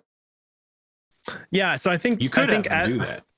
I think as a means of like keeping them busy and trained and or not trained, but like, you know, on sharp and everything like that. I think Anko would lease them to the planetary government as like aids and like as part of that for aid and for I don't know about leasing. They would be Lachlan is neoliberal, so they would probably offer you tax credit for service or something like that. They wouldn't pay you directly. They would just have you pay them less. No, you can't pay people directly. Giving people money, that's bad. You got to give them earned income tax credits and, oh, man. Please stop. Yeah, so...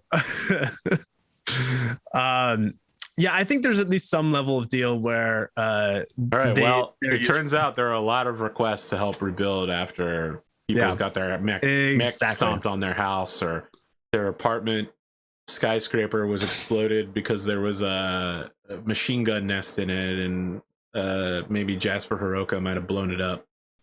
And I think Anko is trying to position it where like she essentially is getting like a free ride with some of the taxes, or you know, as she's trying to start new businesses and establish, you know, the connections with von Hohenheim Group, and as well as the other like Planet Bound businesses. All right, this is more work than a lot of these pirates have had to do in a while. So, you know, they're used to standing there angrily on a bridge of a ship while the captain surrenders, having to dig, you know, foundations out, and it's a lot of work for them. And LeBeau isn't present, so they chafe for a little while, but this is what the boss signed up to do, and it is making them They get to breathe fresh oxygen for once, so Well, and I think this is like not mutiny, but there's a lot of like any military unit. There's a lot of complaints. Well, hold on a second. Hold on. What do you think these are pirates? You think they're just gonna be like, wow, we love Whittington now. We work for you willingly. Well, I mean, I think we love our jobs. We're military. Well, have you ever heard a military be like, man, I love my job so much and I have no complaints at all? No, I mean that's fair. It's more like so my thinking is Anko would be presenting this to them as like, if you want to show that you are here to be a part of Whittington, then help them rebuild after you don't their sell. moment of need. These guys aren't people that you sell on ideas. They obey orders from above. And well, I mean, that's part of what they're doing. Yeah, if you're ordering them, they'll do it. I'm ordering them. You don't need to big speech them because they don't answer to big speeches. They're ruthless pirates. Okay. They don't need Elizabeth Swan on the back of the ship. Into one group. Yes. The reason you become a pirate is because you don't like following strict methodology. All right. Well, either way, that's what Anko would like to do. Okay. They do it. They're not happy about it, but it is a great way to make them visible. And, yes. You know, those tax credits are going to look great at the end of the year. Oh, yeah.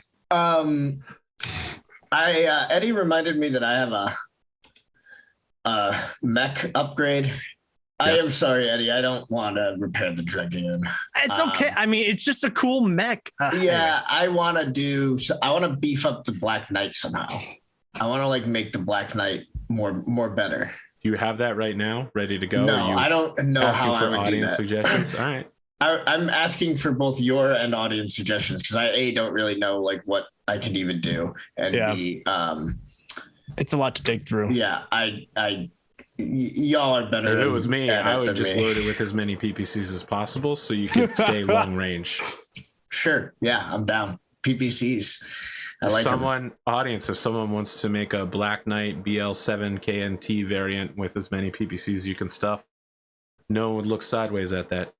You do get a report through your stupor. Leonora Hedberg makes sure that it's front and center for you. I've literally just forgotten what it was. And it was gosh. This is the second time this has happened this episode. What was the important thing I had for Lachlan? Oh my god. Did I write it down somewhere? Oh no.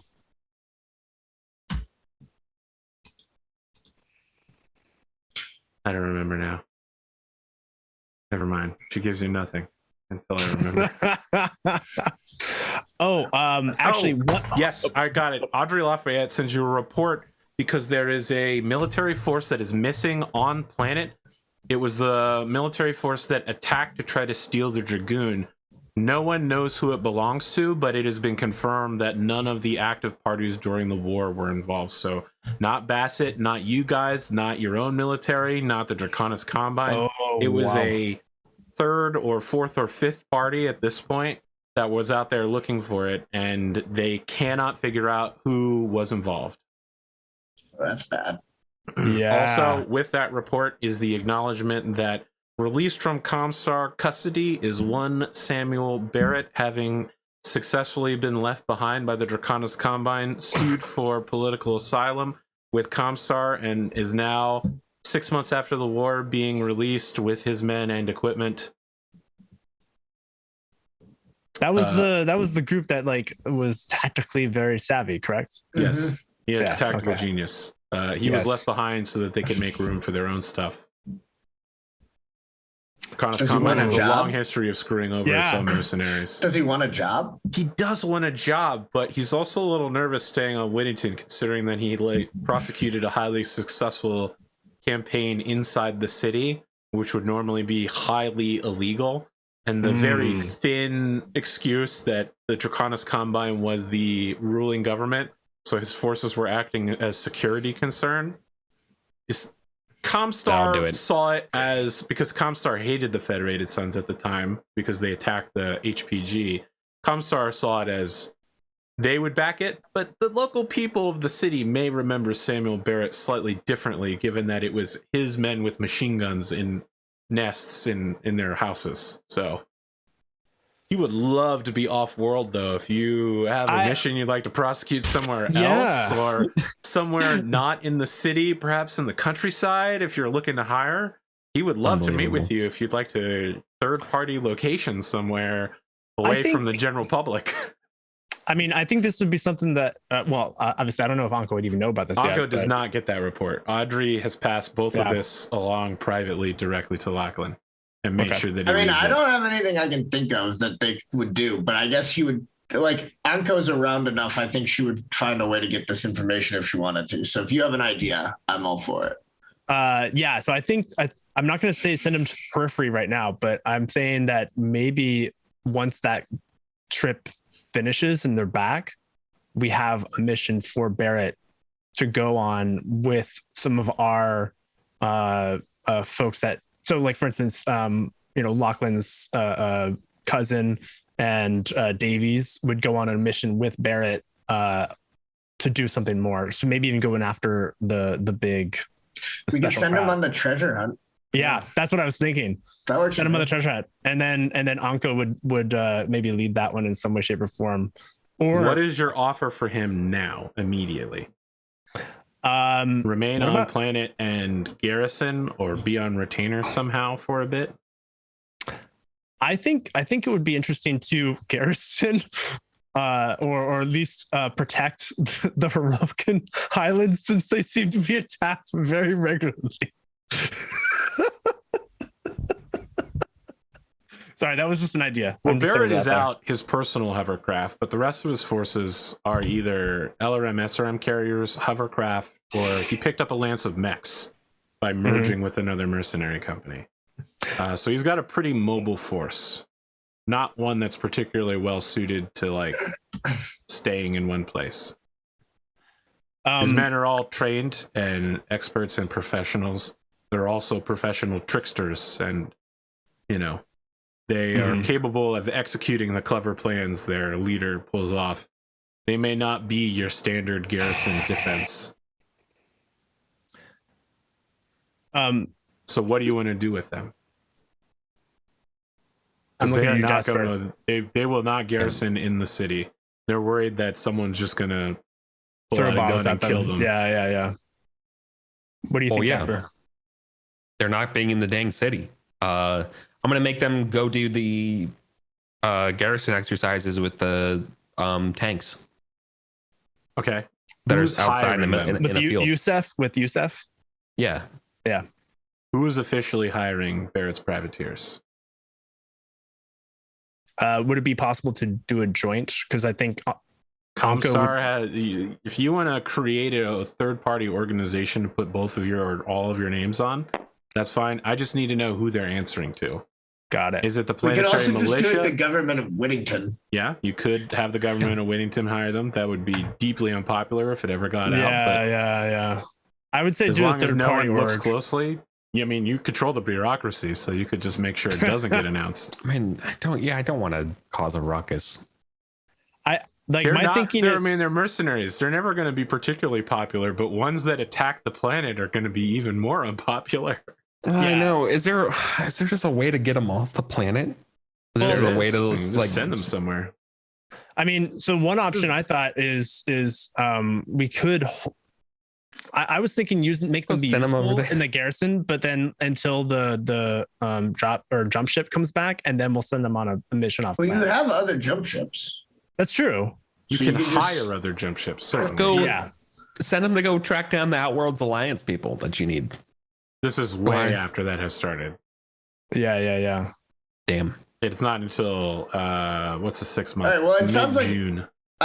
Lachlan and Anko can do it then if Jasper's not interested. Okay. I'm just trying to think of a way of like how to make them do something. Knights of Endosteel, or is the government of Whittington the signatory? I'd want to do some sort of third party org, so it's not necessarily tied to, just because I don't want the PR to necessarily have to be an issue. Works for me. They erase their unit insignia and show up at Yusuf's garrison and help him. I mean, so Yusuf's soldiers. Soldier is a strong word for what Yusuf has. Literal former farmers who have been trained on light military equipment. Samuel Barrett and his men are real professional soldiers who have fought multiple times in the last year. So when he shows up, he's like, no, everything you've done is wrong. We're going to tear it up and we're going to do it again. And this time, you're going to make sure that the road is perfectly graded and flat so that my hover tanks don't flip over in the middle of operations. I'm going to show you how to make a real garrison, Yusuf. You're best friends with me now. I can show you the world. Yeah. I love this because Yusuf maybe will level up from this, and as well as his garrison. I love it. Yeah, so Samuel Barrett is now influencing Yusuf as the two of them bivouac as mercenary commanders out there, creating nice deep foundations set away from the swamps so that the hover tanks don't immediately splash down. Mm-hmm. So AP, I did forget that I had a couple of initiatives that I wanted to work on throughout the year. Yeah, all right, hit me with them. Speed run it. Yeah. So one is to create a con wing at the spaceport to help with the ups and downs of our dropships. A con wing? I don't know what this is. So basically like a place for our dropships to come and down. It's like we wanted to have like a reserve spot with you have like such a thing already. Oh, okay. With like a depot and that sort of thing. Okay. Yep. Never mind. Lovely. Yeah. What about not the spaceport, but the would I be able to have a spot on the station? Yeah, like, I mean, it'll cost the regular person would cost a lot of money, but even at a baronial rate, it's still pocket change for you to reserve a berth on board.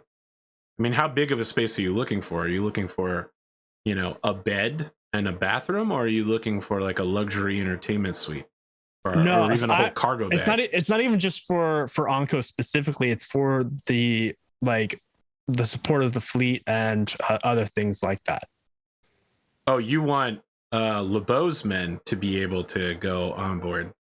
They're refused service. Tyr Sauron would never let pirates or former pirates on board the Ivory Tower. Okay. In his charter as an independent businessman, he refuses service to them on the basis of their former employment. They will never set foot on that station as long as he's alive. All right. Well, let's see. And then the last initiative, then there's the rebuilding of the Khan estate, or the Khan Onco, I guess it's technically that's Khan already estate. Well underway. Paul Khan and the Federated Sons have provided for it. Is there something more you want to do to it? I wanted to make sure that we have an established runway. Is that correct or no? Yep. I think you guys have seen the map with 2 dropship bays and an aerospace hangar and a runway. Yeah. Okay, I'm just double checking what I have priority wise, so I need to make up a new priority list. And then the last bit was just like establish trade routes or figure out like other means for the fleet to be useful while they're not actively doing something militarily. I mean, they're a military fleet meant to invade and hold planets. I mean, that's rough finding alternative work for them. And even the like building stuff part of using those cargo lifters, they're still military aircraft, right? They require a lot of maintenance. Yeah, it's so rough. I think it costs a lot of money to maintain a military of that size, money that you don't currently have. Yeah. So I mean, that's I think where Anko's focusing most of her priority is essentially establishing new ways to generate income. I would like you to make either a leadership role or a negotiation role. If you roll negotiation, you will personally be spending a large portion of your time invested whenever you're not at Lachlan's estate helping his children. You will be spending your time looking for business opportunities to employ these. They're not your knights. They're your knights' military force. So your men at arms, essentially. Yeah, my men at arms. If you roll leadership, you'll be letting them do it at your direction, and you'll have a lot more time. They'll be looking for military applications. Got it. Okay. My Federated Sons loves hiring people to kill other people. It's one of their number one. Everyone does, except for the Draconis Combine. They That's prefer to do true. it themselves. Draconis Combine loves hiring them and then leaving them behind or killing them and stealing all their equipment. Yeah, okay. You guys remember that dude at the wedding that threw samurai swords down in front of the head of the Draconis Combine? Oh yeah. Oh yeah, that reminds me. About this time, late June, July, his son, Takashi Kurita's son, Theodore, is named Gunji no Kanrei, which is also known as military director. Oh wow. So he's during the war, Theodore basically was anointed military genius in a way that Takashi Kurita has a lot of the old samurai blood that follow him because it's right and proper, and he's strictly ultra-orthodox conservative, right? Theodore Kurita is a genius, and he's progressive within the Draconis Combine, which should still be mentioned, would still make him like a far-right ultra-nationalist. Yeah. But he's considered progressive, wild man. He's a maverick. He's a maverick genius. And so this announcement basically indicates a lot more trust between the two of them than was originally anticipated. Theodore is expected to be a sort of Hans Davian of the Combine, and now that he has his father's support, there will probably be more wars like the Fourth Secession War. It's expected that a Fifth Secession War will come about quite soon, because Theodore is like a genius. Oh damn! And he ain't never backing down. Okay. Get ready for it. So in terms of the leadership or negotiation role, yeah.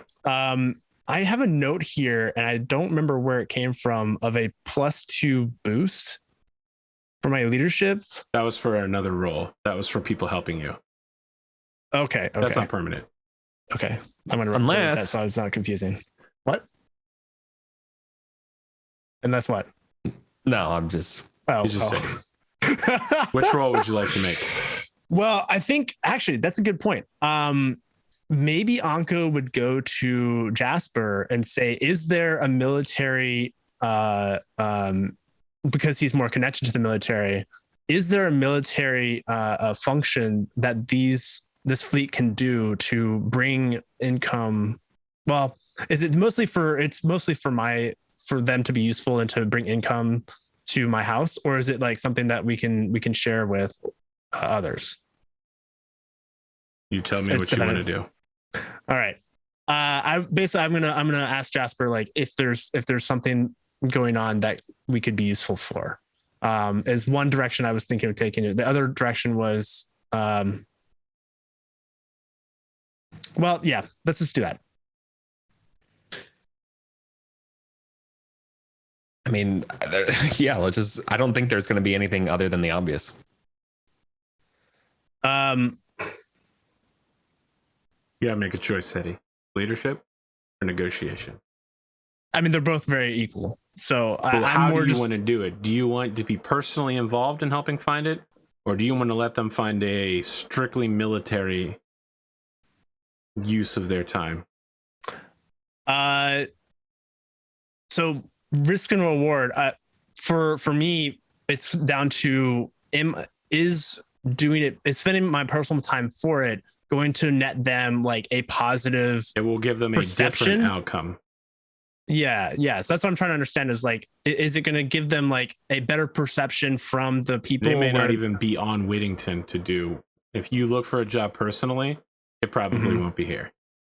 Got it. Okay.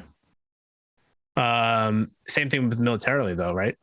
Who knows what they could do militarily? I mean, garrisoning is very popular right now. Jesus Christ. Yeah, I'm gonna do it personally. I'm gonna do a negotiation. Make the roll. This will be gradated, so the better you do past 12, the better your contract is. So that's an 8.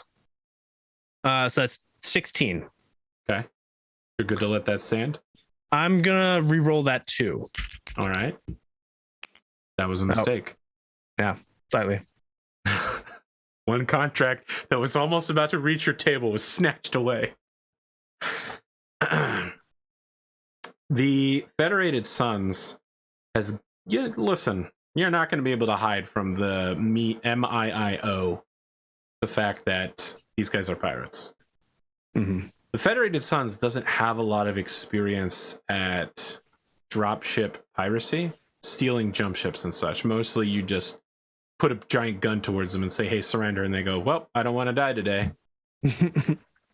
They are looking to engage in covert commerce raiding on the far side of the Draconis Combine. This would be an extremely long-term, multi-year mission. The rewards could be nothing. Everyone could die in the process, or it could be quite a bit of money. They will offer you a percentage of 25% of the goods on board plus cost of dropship and jump ship that they take. Their plan is to head to the far side of the Draconis Combine and wait for them to do periphery trading, and then try to infiltrate and attack the dropships when they are most vulnerable during landing and takeoff.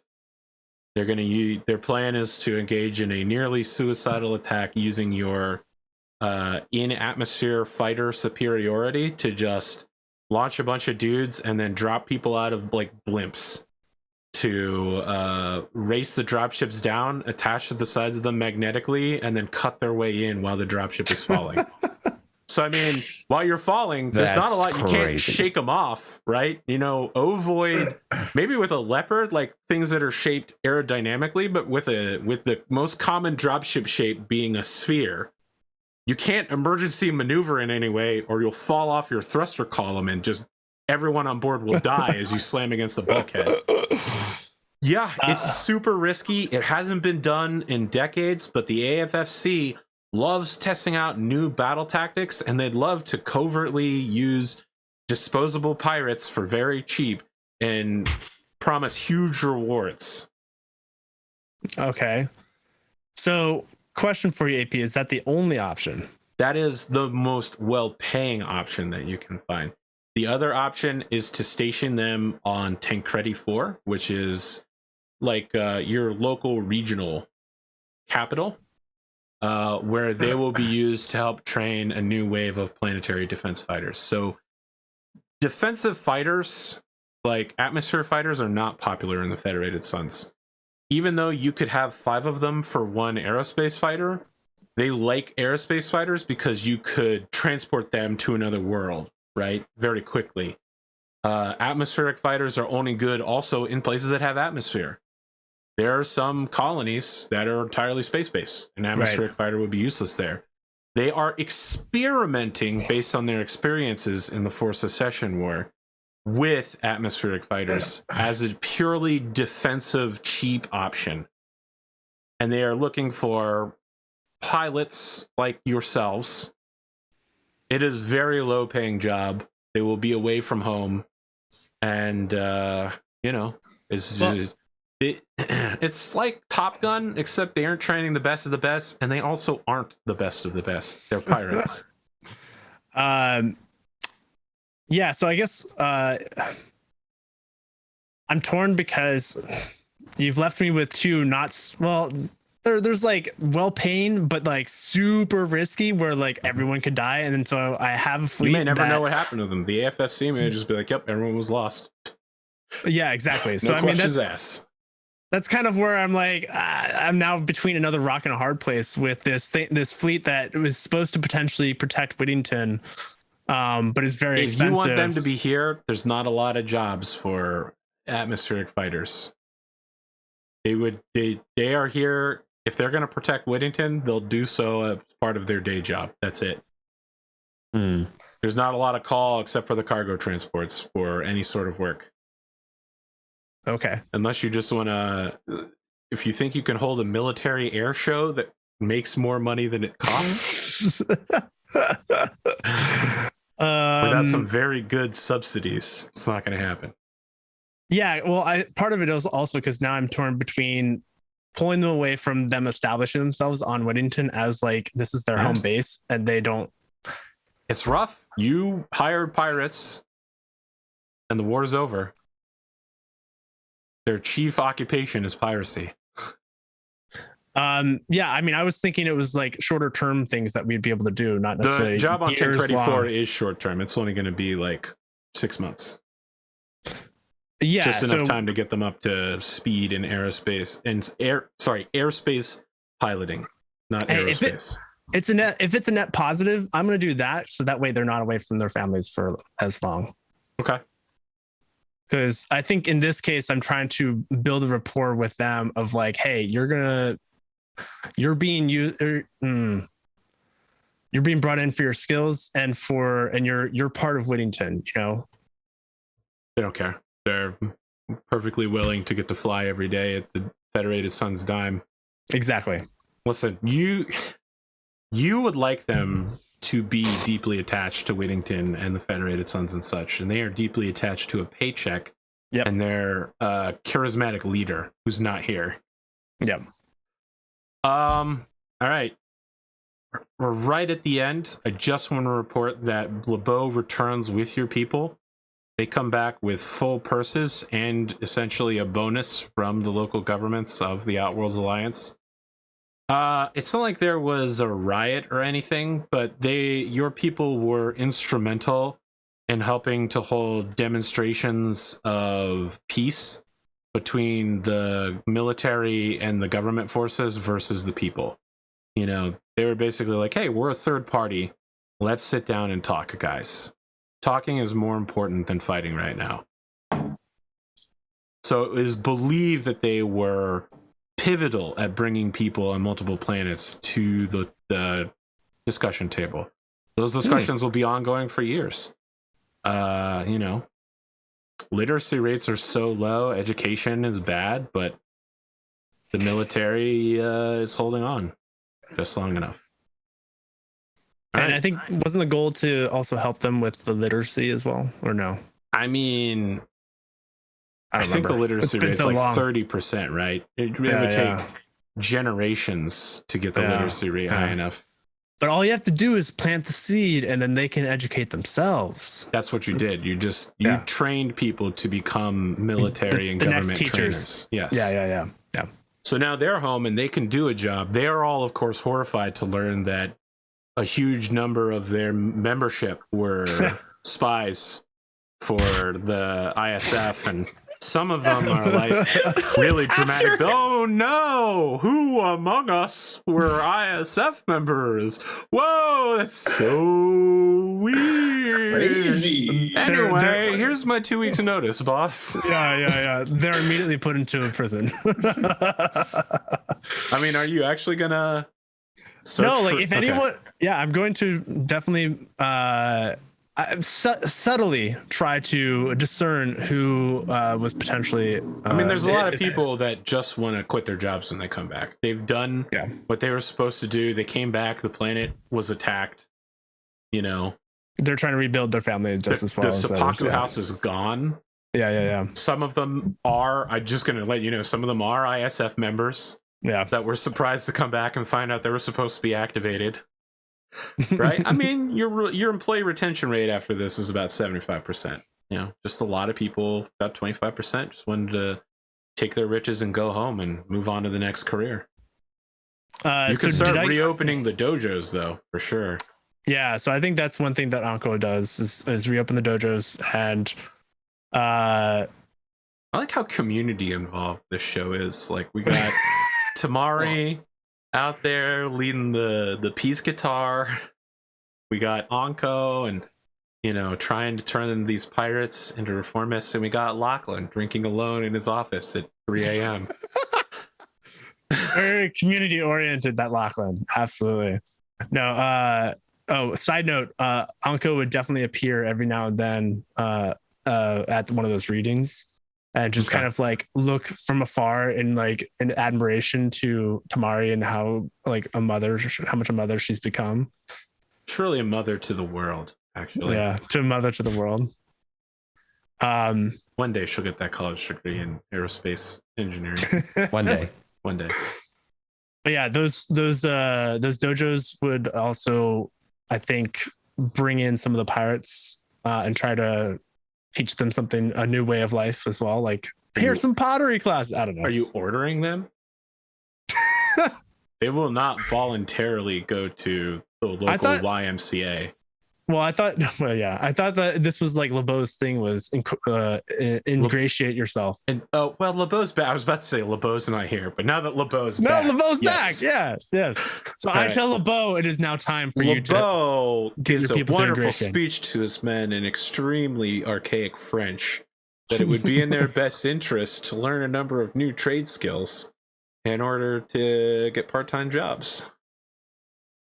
While they're not militarily. They just need needed. to hold out just long enough for their boss to open her eyes towards the power of raiding and piracy, privateering. All right, let's closing notes here for today. I mean, this is a spicy episode, and a lot happened in 3030. We haven't even gotten to any summer raiding and or the Kerensky Ball in the next set of legislation. Oh, God. All right. I know that comment section is just going to be like, I can't believe you killed Xenia. She was my favorite character. I didn't even get to show you guys the real Xenia at any point. We only ever saw depressed, psychotic Xenia and then, like, mom Xenia very briefly. We never really... We can always flashback, dude. So it's fine. I mean, you'd have to flashback to before you knew her. Oh, yeah. She's a brilliant young woman with a wonderful career ahead of her. It was taken from us before her time. Absolutely. Best ones always are. That's not true. Betty White lived to be like fucking 100, dude. She's still taken before. She was still taken before her time. She could have lived to be 200. Yeah, it's true. No one lives to be 200. Betty White was supposed to.